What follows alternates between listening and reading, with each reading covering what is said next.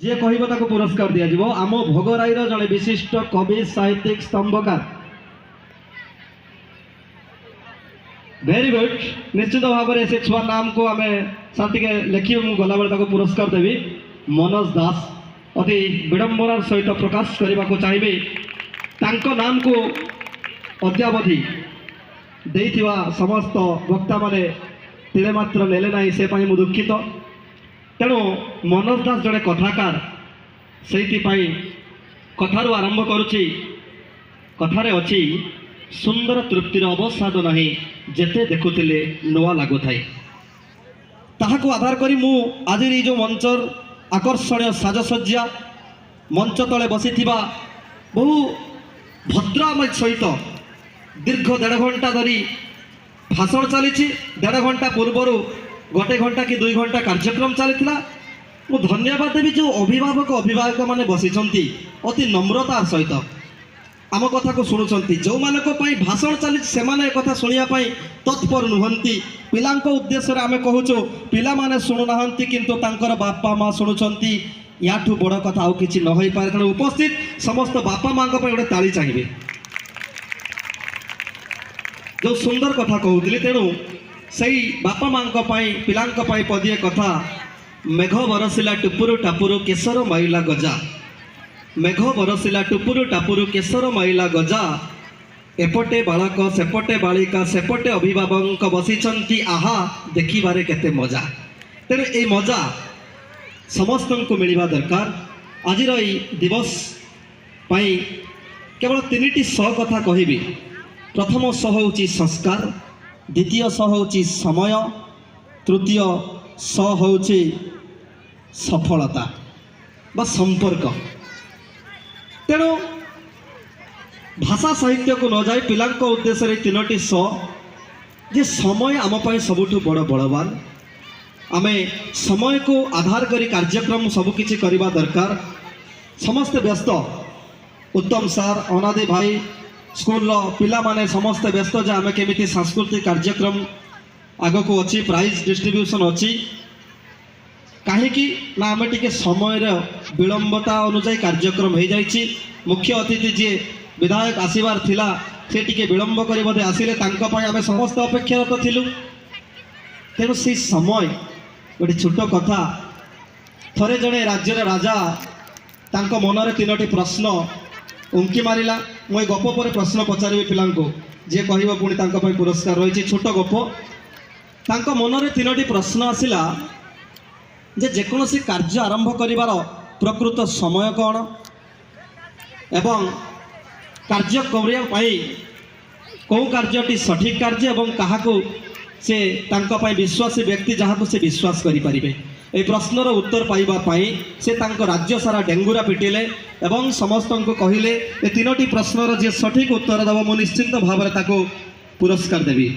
एक कथा शुणा मात्र राज्यवासी सारा राज्य जिते सब ज्ञानी गुणी विद्वान व्यक्ति विशेष थे समस्त आसी पहुँचले। एवं प्रथम प्रश्न थिला जे जेकोसी कार्य आरंभ करिवार प्रकृत समय कौटा। उत्तर रे विभिन्न प्रकार उत्तर आसिला। किछि कहिले आम जदि राशि अनुजाई कार्य करवा सेटा आम ठीक समय,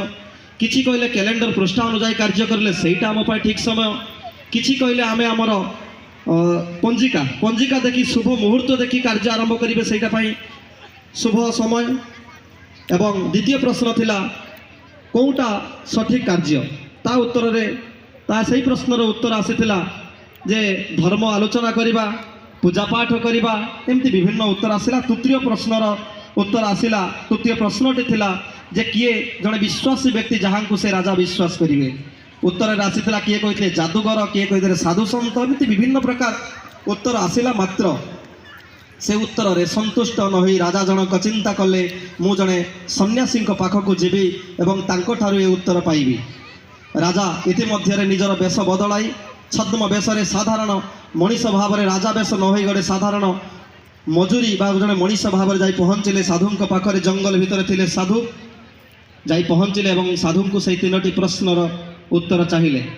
जेतेबेले राजा पहुँचती सेतेबेले साधु जनक पड़िया माटी ताड़ू था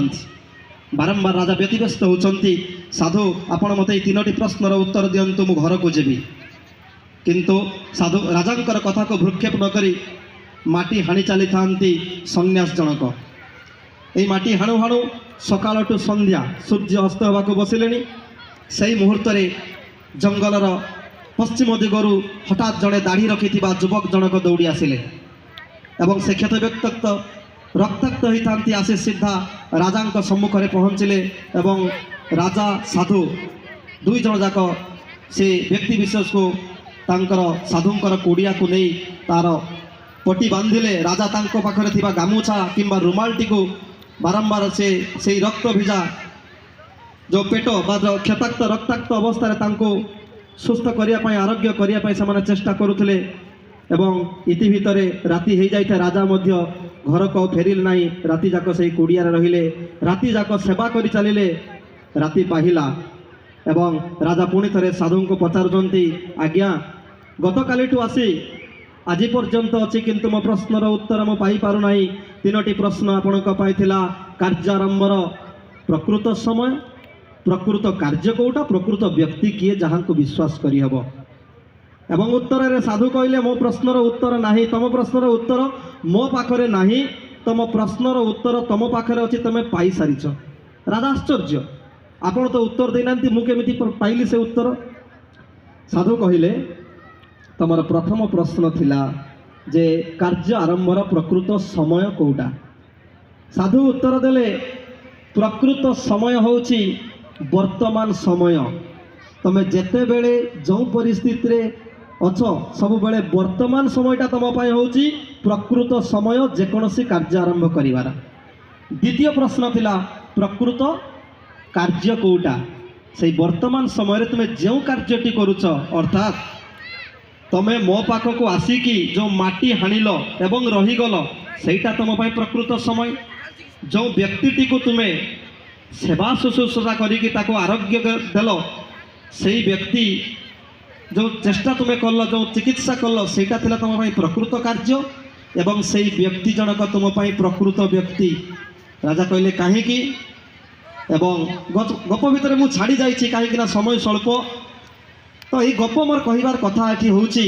समय आमे सबु बेले वर्तमान को गुरुत्व देवा दरकार अतीत आम पाई मृत भविष्य आम पाई अनिश्चित वर्तमान आम पाई कार्यरत तेणु सबु बेले आमे समय को गुरुत्व देवा प्रथम स गला द्वितीय स खाली जीवी आ दुईटी स द्वितीय स रे अछि समय एवं द्वितीय स रे थिला सफल संपर्क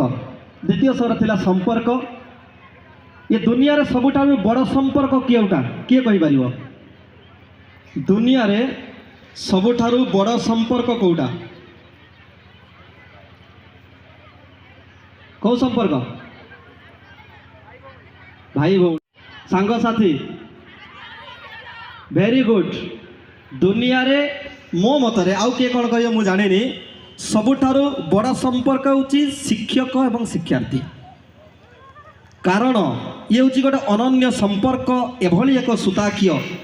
जो सूताक्षर बंधन केबे केही चाहिए भी छिड़ी पारिबो नाही कारण एटी रक्तर संपर्क न थाए बापा माँ भाई भौणी स्वामी स्त्री ये सब भितर रक्तर संपर्क जड़ित थिला बेले शिक्षक एवं शिक्षार्थी भितर संपर्क रक्तगत संपर्क नथिले भी रक्तगत संपर्क ठारू आहुरी अधिक से शिक्षक एवं शिक्षार्थी संपर्क होची सबुठारु बड़ संपर्क जड़े शिक्षार्थी पाई